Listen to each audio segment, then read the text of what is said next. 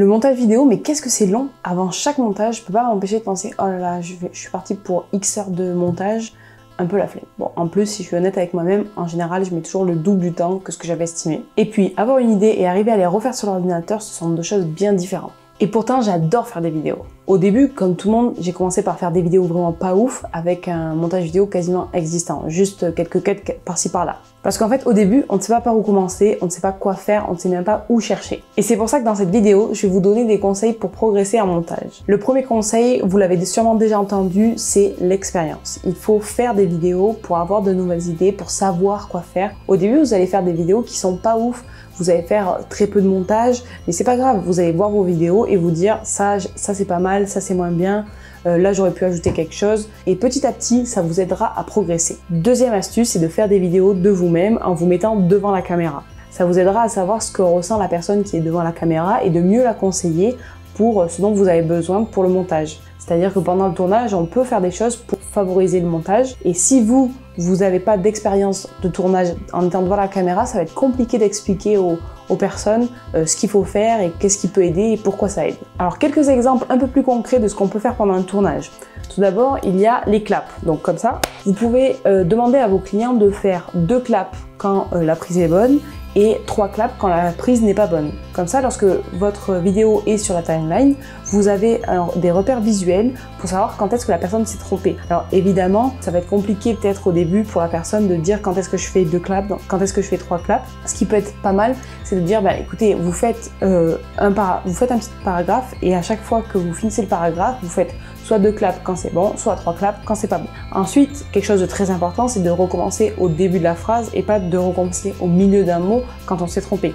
Parce que pour le montage, évidemment, c'est très compliqué si on mange un mot, juste recommencer au mot ou au milieu du mot. Après, ça va faire vraiment un cut qui est pas naturel. Et dernier point aussi qui peut vraiment aider, c'est que la personne ne tourne pas les yeux dès qu'elle a fini la phrase ou dès qu'elle a fini son paragraphe. Parce que évidemment, pour le montage, avoir quelques secondes de plus, c'est toujours très utile. Une autre chose très importante dans le montage vidéo, c'est l'organisation. Il faut à tout prix bien savoir où sont les choses, où sont les éléments, les musiques, les images que vous rajoutez et bien les renommer pour ne pas avoir à les chercher pendant plusieurs minutes lorsqu'un client vous demande une modification ou que vous-même voyez quelque chose à modifier. Donc maintenant on va passer sur mon ordi, je vais vous montrer un petit peu comment je m'organise pour ranger mes dossiers. Donc nous voilà sur mon ordinateur. Je vais vous montrer l'exemple avec la vidéo café au lait. Donc dans chaque dossier de vidéo, j'ai un dossier projet où là on retrouve mon projet Premiere Pro et les projets After Effects si j'ai des besoins sur After Effects. Ensuite j'ai le dossier vidéo. Donc là j'ai le dossier Rush où donc une fois que j'ai fini mon tournage, je mets toutes mes vidéos dans le dossier Rush et ensuite quand j'ai beaucoup de rush, je fais une présélection et tous les rushs que j'ai choisis, je les mets dans le dossier des rushs. Voilà, ça me fait une présélection, je trouve ça un peu plus simple. Il y en a qui le font directement sur la timeline, c'est un peu à votre choix. Et ensuite, comme ça, moi, ça me permet d'avoir que ces vidéos-là à mettre sur ma timeline. Je trouve ça un peu plus simple. Donc ensuite, j'ai le dossier audio, où là, j'ai mes musiques et ensuite mes sound effects. Ensuite, j'ai un dossier éléments, où je mets tout ce que je vais rajouter dans mon montage vidéo, que ce soit les logos, les images ou les vidéos. Tout ça va être ici comme ça. Si j'ai besoin de chercher quelque chose, je sais exactement où c'est ici. Et enfin, j'ai un dossier pour l'export. Donc j'ai un dossier pour les versions intermédiaires. Donc en général, on fait toujours une V1, V2, voire V3. Et je mets la version finale dans un autre dossier. Comme ça, je me trompe pas si jamais je dois envoyer à un client qui me dit ah bah tu peux me renvoyer la dernière version, voilà, ce que j'ai pas des versions V4 bis, V5, voilà, je sais plus où j'en suis. Donc là je pense que ça permet vraiment de savoir c'est celle-là la version finale, il n'y a pas de doute et je peux la renommer sans mettre de V1, V2, V3. Pour le client c'est toujours un peu plus appréciable. Donc ça c'est mon organisation de dossier. Mais j'utilise aussi un outil qui s'appelle PostHaste, qui est gratuit et en fait il me permet d'avoir des modèles de dossiers, de structure de dossier. Donc là comme on a vu, en fait à chaque fois je ne vais pas créer tout ce dossier là, j'ai cet outil qui me le fait tout seul. Donc là j'ai différents templates, je vais l'agrandir un peu, voilà. Donc là par exemple je travaille avec Shubham Sharma et donc là c'est le type de dossier que j'utilise pour lui. Parce que par exemple, il a un type de musique qu'il aime bien, donc j'ai télécharger 2-3 heures de musique copyright free que j'utilise sur ces vidéos. Il y a ensuite les sound effects que j'utilise aussi sur ces vidéos, ça peut pas mal m'aider.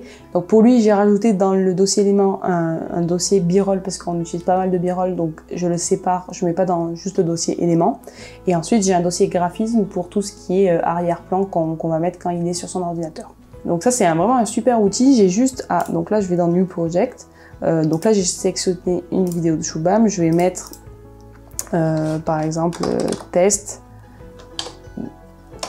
tout court. Je mets Create Project et en fait, donc là je mets sur mon bureau, très bien. Et donc là, hop, automatiquement ça me crée avec un numéro juste ici pour que les vidéos soient dans l'ordre.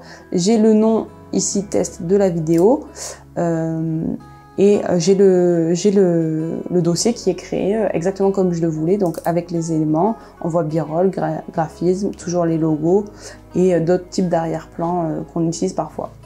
Donc voilà, c'est un outil que je conseille vraiment, qui est vraiment très pratique et que j'utilise pour chacune de mes vidéos. J'ai aussi d'autres templates. Là, j'ai un template voilà, pour d'autres vidéos qui sont plutôt des vidéos que je fais pour moi ou pour d'autres clients. Vous pouvez faire autant de modèles que vous voulez. Eux, ils vous en proposent déjà des vidéos. Et en fait, quand vous mettez le projet Premiere Pro avec le nom template, après, il se met directement au nom. Hop, là, vous voyez, il s'appelle 078 Café au lait. Il se met directement au nom de votre dossier. Donc ça, c'est un truc encore que vous n'avez pas à faire vous-même.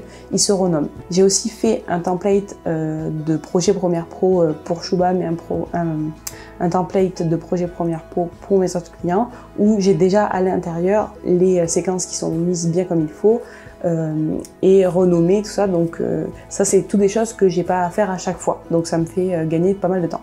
Prochaine astuce, regardez tout un tas de vidéos YouTube. Je me doute que celle-là, vous ne l'aviez pas du tout vu venir, mais je pense que c'est quand même une astuce très importante parce que je regarde beaucoup de vidéos qui sont très différentes les unes des autres. Évidemment, je ne vais pas vous citer tous les Peter McKinnon, Mathieu Apouya, Matt Davella, tout ça, c'est des gens que j'imagine vous connaissez si vous regardez une vidéo comme la mienne. Mais il y a d'autres types de vidéos, comme les vidéos de Lena Situation, qui en termes de montage vidéo sont super intéressants. J'aime beaucoup la chaîne YouTube Revue du Monde, qui est une chaîne qui parle d'histoire, d'archéologie, d'anthropologie, qui a un montage vraiment très intéressant, assez différent encore une fois de celle de Lena Situation ou encore de Peter McKinnon. Et du coup, je pense que ça peut vraiment donner de très bonnes idées à intégrer à vos montages. Ensuite, j'aime beaucoup la chaîne YouTube de Vincent Chan.